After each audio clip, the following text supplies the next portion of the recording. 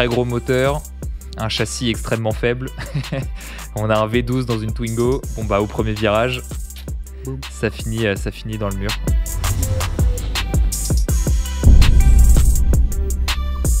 On nous pose souvent la question en fait, est-ce qu'on peut remplacer une séance de F en course à pied par une séance de vélo?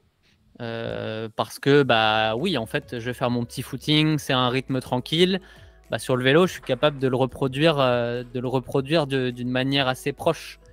Bon, bah, un peu pour les mêmes raisons qu'on a dit que faire des côtes, c'était différent de la musculation. Bah, faire du vélo, c'est différent de courir sur un aspect contrainte mécanique.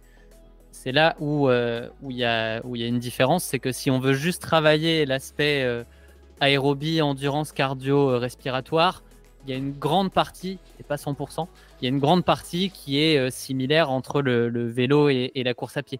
Le cœur, les poumons, qu'on leur demande de faire, de pédaler ou de courir, c'est pareil, il n'y a pas de souci. Après, tout ce qui se passe à l'intérieur de nos petits muscles, là j'ai tapé sur mes muscles, vous l'avez pas vu, tout ce qui se passe dans nos muscles, et bah là ça devient différent en fait parce que tout simplement c'est pas la même contrainte qui sont mises sur les muscles. Autant on pourrait parler de création d'énergie, mais c'est quand même difficile d'aller reproduire exactement ce qu'on fait sur le vélo en course à pied. Mais de toute manière, le point principal c'est pas ça, c'est que c'est l'aspect contrainte mécanique qui ne va pas être là. Et quand on fait de l'EF, oui, c'est un rythme facile, c'est tranquille, mais on amène quand même des contraintes mécaniques.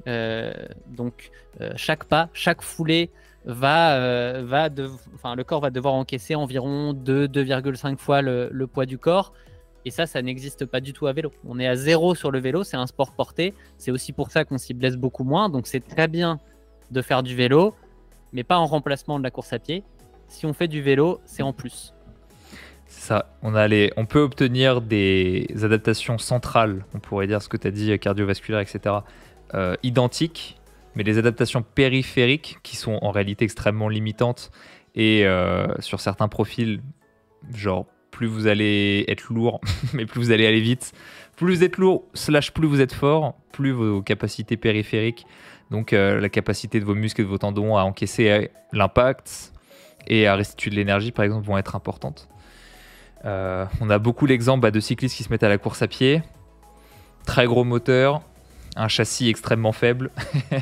On a un V12 dans une Twingo. Bon bah au premier virage, ça finit dans le mur. Donc ouais, la course à pied a cette particularité que le volume réalisé va créer des adaptations périphériques qui sont indispensables. Indispensable au fait de pas se blesser très simplement.